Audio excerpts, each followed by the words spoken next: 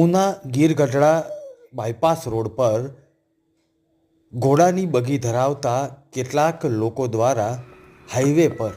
ખુલ્લેઆમ આ રીતે ઘોડાઓને રખડતા મૂકી દેવામાં આવતા અનેક અકસ્માતની ઘટનાઓ બની છે. સ્થાનિક આગેવાનોએ અને જાગૃત નાગરિકોએ આ અંગે રજૂઆત પણ કરી. મારા દ્વારા અનેક વખત sugar factory national highway road પર જે રખડતા ઘોડાઓ છે એના વિરુદ્ધ લેખિત અને મૌખિક લગભગ 2 થી 3 વખત ઉના પોલીસ સ્ટેશન તેમજ નગરપાલિકા ચીફ ઓફિસરશ્રીને રૂબરૂ મુલાકાત કરી આ ગંભીરતા વિશે જણાવવામાં આવેલું હતું કે આ રખડતા ઘોડા દ્વારા અનેક વખત લોકોના અકસ્માતો થયા છે અને હાલમાં જ 1 થી 2 લોકોને એક્સિડન્ટના ભોગ પણ બન્યા છે, જેને કારણે એક દીકરીને પણ હેમરેજ થયું હતું, જેને એપેક્સમાં દાખલ કરવામાં આવી હતી. તો તંત્રને મારી અપીલ છે કે આ રખડતા ઘોડાઓને તબેલે પૂરી અને એના માલિકો સામે યોગ્ય કાર્યવાહી કરી તેમને તબેલામાં પૂરવામાં આવે.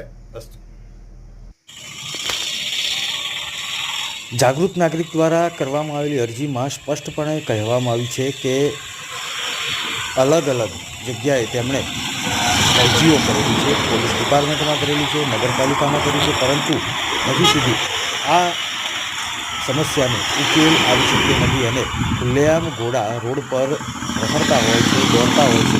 રાહદારીઓને અને વાહન ચાલકોને અડફેટે આવતા હોય છે અને અકસ્માતની ઘટનાઓ બનવાના સંજોગો પણ ઊભા થયા.